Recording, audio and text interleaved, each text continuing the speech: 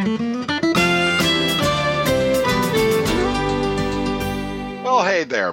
Bill Sherck, the man about the woods. Welcome to the Minnesota Bound podcast, the stories behind the stories. And we've got a good one for you today. Of course, the podcast presented by our good friends at Connecticut Water Treatment Systems. You know, the Sherck family uses Connecticut, and you should too. Also, our good friends in North Dakota, you can start planning your fall hunt at legendarynd.com. And don't forget Star Bank, the bank we use at Minnesota Bound.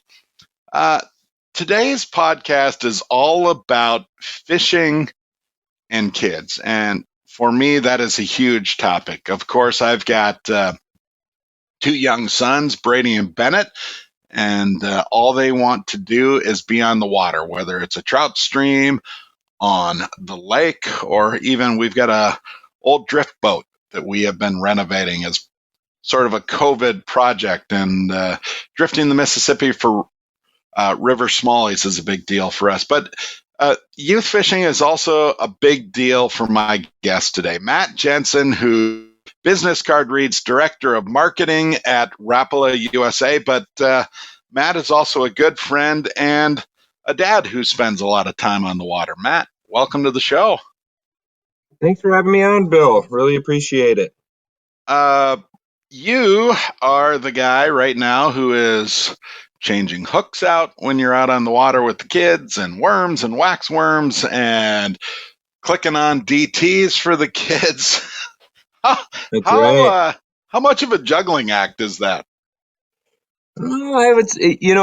It's a fun topic to talk about because it's amazing. Now, my kids are Luella and Maverick. They're 9 and 7, and when I think back of where we are today, the process did not start this summer. The process started when they were 2-3 years old off the dock, and it takes a lot of teaching and guiding, but when they start picking it up themselves, that's when it really starts getting fun. And do you see engagement by them? What I'm asking, like when you start with the kids, right? It's keep the trip short, always have ice cream at the end, keep them wanting more. Yeah, it's funny because it makes me think of ice fishing, because ice fishing is all about snacks. My kids love going ice fishing with me because they pack the snack bag. Well, we took that tradition right to the boat. They pack the snack bag, and you're right, it's all about engagement.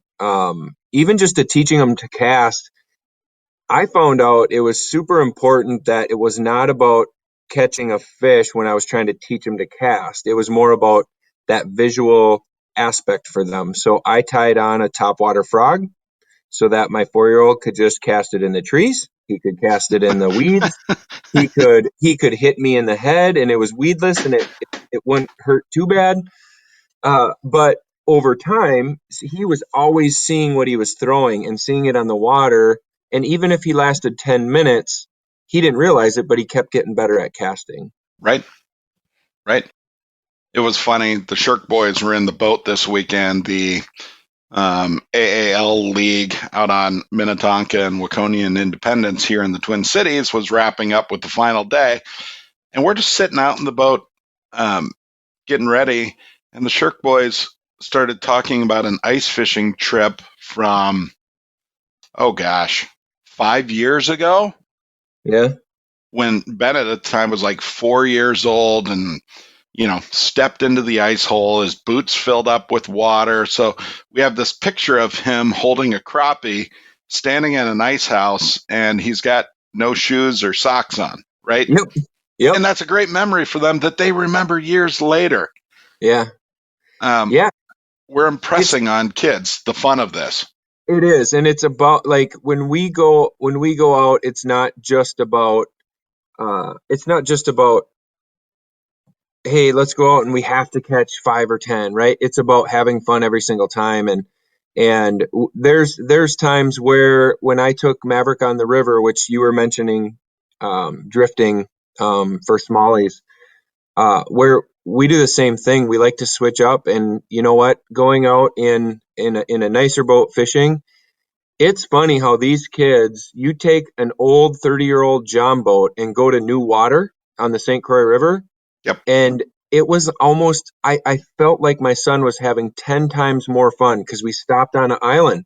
We went and explored that island, and we went and then we stopped by a little creek that was coming into the river, and we walked the creek and cast for a couple smallmouth. Like, we made it about the adventure. And he just absolutely, I mean, now it's, can we go to the river? Can we go to the river? And, but when you create that, it just makes it super fun and engaging for the kids. And it's not really work anymore hanging out with them, and it becomes all fun. You know, I'm sure you get the question a lot. I get the same. How do you get a kid into fishing? And Hmm. I really do think people tend to overthink it, right? Yeah. Go get a $2 can of worms from the local bait shop. Get a Yeah. bobber, get a small hook. You don't have to have a boat. Minnesota Yeah. does a great job of offering fishing piers on many of the local lakes. If you don't know where to find one, you can look online. Otherwise, the bait shop folks are more than happy to tell you where to go. You can shore fish, and you catch a couple of fish. What I've found is for a kid and really for some adults too, a 5-inch or a 7-inch sunny Yeah. is equally as exciting as a 4-pound largemouth bass. Honestly, Yeah. right? It is. It is. And that's the thing is, the health of our panfish in our lakes here in the Midwest are so strong. And you're Everywhere. exactly right. Going out and just catching some panfish, it's the best way to start. They have fun. They're gonna be excited to reel a few fish in, and you also have that visual part of fishing where a hook and a bobber is great for kids because they got something to watch, and it helps them stay engaged to what's going on. All right, let's get to the meat of this topic. You work for one of the most iconic fishing brands on the planet. In fact, in the universe. Rapala is larger than life for many of us. Always has been, always will be. And you guys are doing a lot to focus your marketing on the younger crowd. Yeah. Like how and why, right? Right, right. It's a great question. It's a very interesting strategy that I feel that we have to have. And thank you for the comments on Rapala, by the way. I mean, we want to keep the reputation we've had as a company forever, but engaging that younger audience, not only just marketing to them, but embracing them, I feel is our strategy. So one of our national spots a couple years ago, we still run it, was just called Get Action. And well, our goal in the commercial was show off kids from every age fishing, and there was not an adult in the spot. And I think part of our support to that younger audience is to show off the independence that they already have. And when you look at this year, it's only growing, and the motivation to be outside is continuing to grow and grow. And we get behind that. We're putting our brand and our support towards that younger audience at which is what we need for our long-term future. So you guys are a little different from other businesses. Yes, you're trying to um, make money and sell as much as you can, but it's bigger than that, right? You guys are selling Mm-hmm. dreams. You guys are selling good karma. You're selling positive memories, right? Yep. My my first bait came in my stocking from Santa Claus, and it was a floating Rapala, um, black with kind of gold sides and a white belly, and I still have that bait hanging on my desk. And there's so many memories associated with fishing, Yeah, and and it and and that's what you guys sell. yes, that's exactly right. And we see the tournament fishing grow. You see it with your boys, and I see it being involved with multiple schools at the high school and college level. But at the same speed, like bass fishing is growing at that young age, high school and college, family fishing is growing just as fast. And that's where we're trying to stay focused on. It's not about going out and having to be in a tournament. It's about supporting the families who want to have that great experience with their kids, and kids going out with a friend, an uncle, a cousin. It just takes one person to grab a kid and teach them a little bit on the dock, and they can take it from there. Kids are so smart. They can get so much information online, Yes. between YouTube and all the websites now. I mean, you just type in, I want to learn how to fish, and boom, there you go, a million things that can teach you or even just entertain you. But even being entertained watching fishing, which is happening now in our industry, gets people to go, well, now I want to go. And so it's a very, I would say it's a very complex strategy, but we're trying to narrow it down and just have that key plan where, of course, there's short-term marketing opportunities that, we're always keeping our brand at the highest level and selling new product. But there's long-term strategies that supporting the youth is our long-term strategy. Is that why you got involved with the high school anglers? Yeah, I mean it's a way that we can connect with all the kids getting into fishing, and sports are taking over. I've been a part of supporting the ACES Foundation, which is Athletes Committed to Educating Students. Well, I consider fishermen athletes, right? Yeah. So to me, I look at high school angling no different than someone should look at a basketball team. And if there's a way to support more kids being involved in it, it's going to just become more successful for schools, more memories and experiences for kids.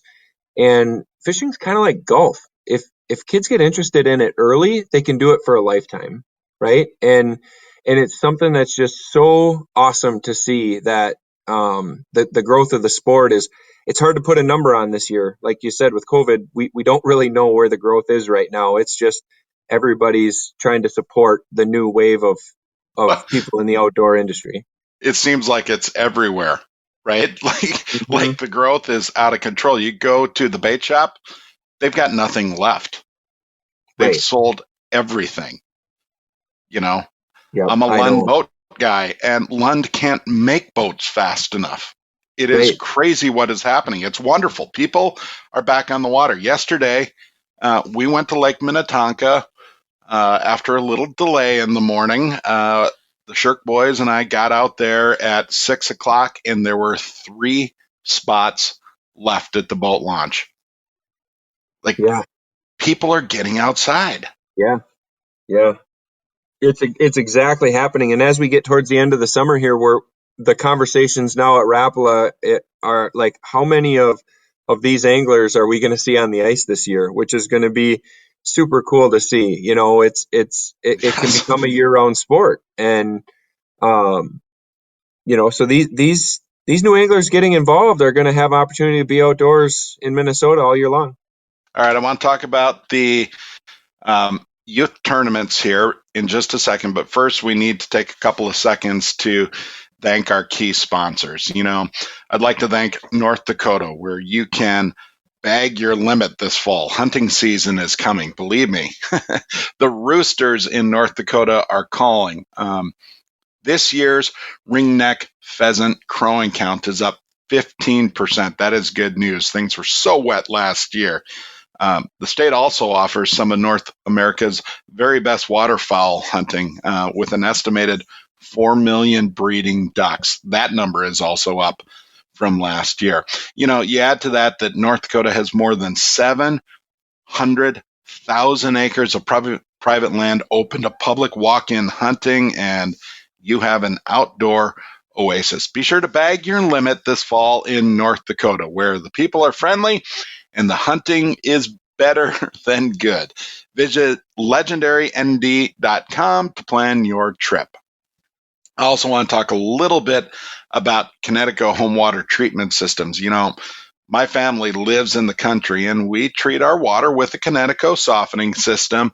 And we also have the K5 drinking water station. Our K5 gives us a steady stream of clean water, free of contaminants. And oddly enough, the Sherck boys love drinking water. They don't ask for soda and things like that. They want our Connecticut water. I love having no more plastic bottles around, and our Connecticut water softener just works, period. We don't have that hard water buildup. Our dishes are clean, zero iron staining in the house. My wife loves it because of what it does for her hair and skin, and that's good enough for me. Plus, we're using a lot less salt. All good news. Call Connecticut and look forward to clean, safe water for your whole home. Before we get back to Matt Jensen, Director of Marketing at Rapala, I also want to thank our good friends at Star Bank. Hi there, Ron Shera here for Star Bank. If you're putting your money into mega banks down the street, who knows where that money's being used? It's time to make the switch. Bank locally. Keep your money local with a community bank that actually cares about you, your family, your business, and your goals. Let me give you some advice from personal experience. Check out the bank we use at Minnesota Bound. Try Minnesota's own Star Bank. You can find them online at starbank.net. When you call Star Bank, you actually hear a real living person answering the phone. Star Bank has 10 convenient locations around Minnesota to serve you and all the mobile banking products that you need to manage your money. From Maple Lake to Elbow Lake, Eagle Bend to Eden Prairie. Check out all that Star Bank has to offer at starbank.net. All right, back to today's topic. Matt Jensen is the Director of Marketing at Rapala. He is also a fishing guru. And these days, you guys are working with a lot of teenage anglers. Our next door neighbor here in the neighborhood, they're fishing kind of that youth series where they're fishing all over the state. And there will be 200 boats for one of these high school tournaments. Why has that league exploded in recent years? Yeah, it's an awesome phenomenon, and I think what we've done is we've been a part of the Student Angler Tournament Trail in Minnesota with Lund, which is an awesome partnership for you guys on the Lund side as well as Rapala, and it's absolutely exploded because, and it wouldn't be possible without the coaches, the parents, the volunteers, because on the high school level, kids want to fish and they want to turn it into a competitive atmosphere, but they have to be able to do it in a safe manner, in a manner where they can keep it all regulated with all the rules, keep the fish safe. So adults have to be involved. So it wouldn't be possible without that involvement of friends and family, just supporting the kids, that being a part of their school. And it almost became a phenomenon where the kids were ahead of the schools. They were going to their school and saying, can we make a team? We want to Yes. be a part of a team. And the schools were like, well, how do we do that? Right? Right. And So it's happened. it has happened. There's it was 150 teams last year in Minnesota. I know it's above that this year. There's some great organizations that are helping that growth. The Student Angler Foundation. Their foundation helps the back end side of it on insurance and everything. So if anybody wants to look up, any of the organizations, you'll be able to find it right online and be able to start a program. I'd like to think that, I represent fishing in the right manner, but I've got a funny story for you. Last year, for the Wild on the Water tournament, Minnesota Bound, we team up with the Minnesota Wild from the NHL and do a fun fundraising fishing tournament. And last year we were on Mille Lacs, and you have to catch 3 big smallmouth bass, or 3 big bass, but it's smallies really on Mille Lacs. And the fishing was a little tough. And Keith Ballard and I, do a lot of fishing together, and we had a great guest in the boat, and we're up on the north end of the lake, and we're surrounded by high school angling boats because their tournament was on Sunday. So they were all pre-fishing and we were there on Saturday. Mm-hmm. And I told the guys in the boat, I said, if we can get 3 monster fish, I literally will do a cannonball off the back of the boat. And Did you get wet? Sure enough, we hooked that third big fish, get it in the boat, and we're just jumping like little kids. Chris Cunningham was our guest angler, and he's also a pretty good friend. And we're just giggling like little school kids, right? That we had actually been able to do it. Meanwhile, it's pretty calm, and I look around at the 4 boats surrounding us. I'm like, you guys, I am so sorry, but I have to do this. I promised it. Made sure my cell phone was out, and just kaboosh Nice. off the back of the boat. And I'm thinking, oh my gosh, these high school anglers must think I'm absolutely nuts. But I hope the other side of it, we kind of explained to all the kids and the parents who are captaining the boats, and I hope they get it, right? Like, that's part of the fun of fishing. Yeah. You can enjoy it and have some fun. Yeah, they should look over and just say, hey, I'm jumping in too. It's hotter. Right. Everyone said, dude, you're nuts. But it was a great moment, and that's why I love fishing. I am not a hardcore competitive angler per se. That's not necessarily why I fish. It's more about the things we talked about earlier, right? The snacks and teaching somebody else to have success and seeing that moment when it clicks. Like, that's what I love about fishing. And some days it's not always great, right? Right, exactly. And that's the thing is, to me, it's about the experience outdoors. And when you get to fall, you're a man about the woods. These same kids can't wait to go out and do some camping. They can't wait to go out and create a fort. The amount of things that I witnessed kids do this year Yep. was so cool. And not just my kids, just my friends' kids. Like, people were outside, their kids were outside, and I think that's going to stick forever. And it's really cool to see. It's just about getting out and experiencing it and having fun. And fishing is one of those sports that offers that to any type of generation, any type of person. And we're putting our brand behind that as much as we can to embrace it. You talk about how important being outdoors has been this year. I mean, no joke. COVID is crazy. Nobody has the answer right now, really. Both the boys fish in this American Angler League, which is a 6-week league on Lake Minnetonka. Yes, they're keeping score, but for us, it's not really the point. We created small teams this year, so we had a safe bubble of people, right? Bennett fished with his best buddy, Ryan. Brady fished in a separate boat with his best buddy, Connor. And it was a highlight of the week to be able to look forward to having some interaction, doing it safely, and just enjoying fishing, right? Absolutely. And that's the thing. That's what I found this year is it's all been about communication. So if you're comfortable in the communication that you have with your friends and your family, you can connect and be out fishing. And that's what everybody's doing. Just because you see a lot of people out fishing doesn't mean they're not being safe. They're all communicating, going, well, we've been doing the same thing, right? We're working at home, we're going to the water. We're right. So it's put a lot of people outdoors, which is really, really cool. So the younger brothers have had a really good year on the water. They're waiting for the final results, which come in just another 24 hours, and they're kind of giddy about it.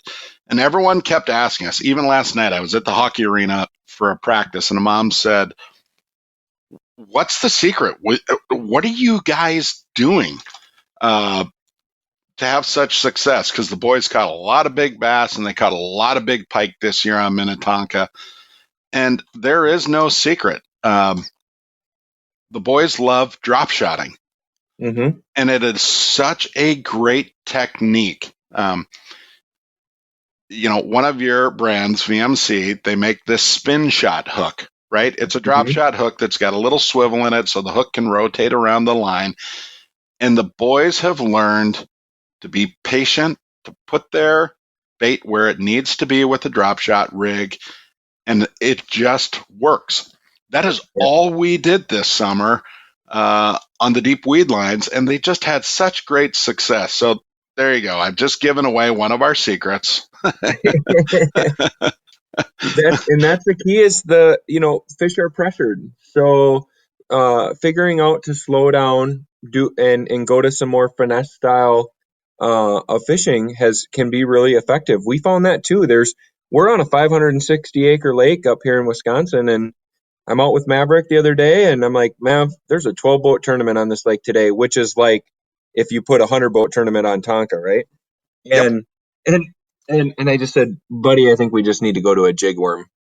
And we go out there and he's like, well, what do you mean? I'm like, well, see this little simple jig? I'm gonna I'm gonna basically rig up this worm. It's a straight tail worm, has a little chartreuse at the end.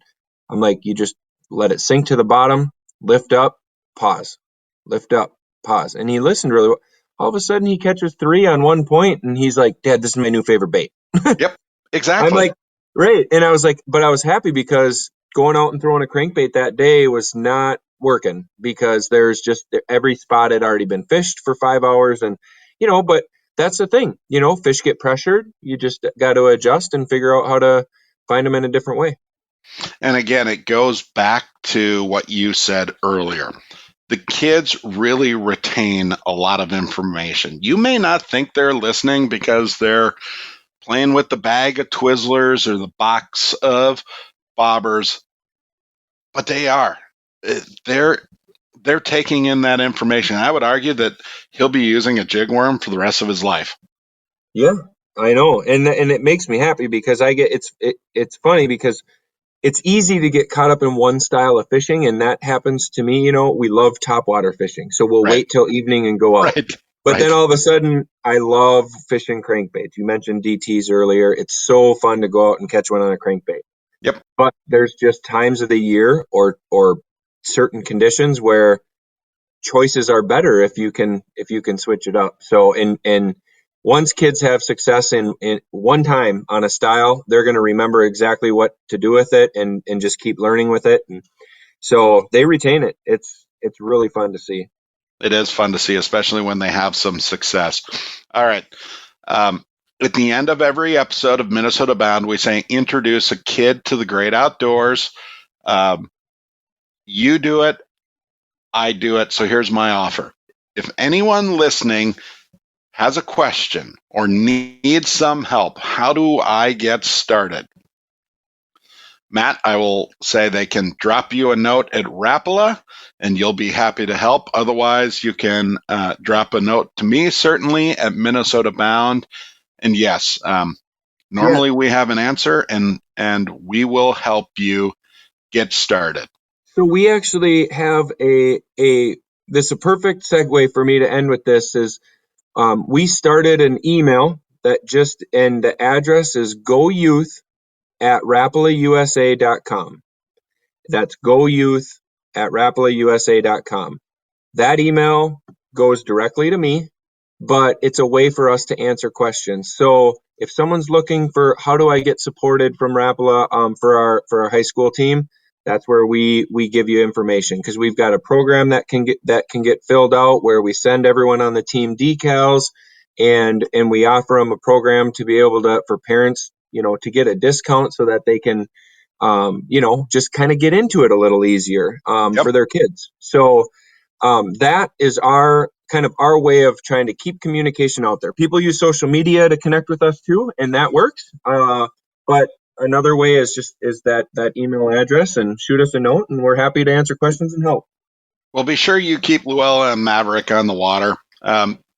You have a finite window, right? They're going to grow up. They're going to be driving cars at some point. They're going to be going off to college. So don't let these days slip by. And not fish, right? Yeah, that's exactly it. And luckily right now, I don't have to ask them to go. And it's funny, we talk about working at home this year, but now we're around our kids more than ever. And they love to say 10 o'clock on a Monday, "Are you done working for the day?" Right. Right? Or "Are you done?" So we're really excited for school to start up and get a normal routine to start happening. But it's awesome to have, get to a point to have your kids just ask to go, is all you can ask for. Yeah. Well, keep up the good work. And sorry, Rapala is just so cool. Always has been, always will be. Awesome. Appreciate all your guys' support at Minnesota Bound. It's an amazing partnership we have. Well, thanks to Matt Jensen from Rapala. I hope we answered a few questions and maybe inspired you to try fishing if it's not something you normally do. Thanks for listening to the Minnesota Bound podcast, the stories behind the stories, presented by Connecticut Water Treatment Systems, clean, safe, great tasting water. Also, North Dakota, where you can plan your fall hunt. Be legendary at legendarynd.com. And don't forget Starbank, our good friends at Starbank, the bank we use at minnesotabound.com. All right, Matt, we're going to do this together. Until next week, say it. Don't forget to introduce a kid to the great outdoors. Don't forget to introduce a kid to the great outdoors. I love it. See you next week.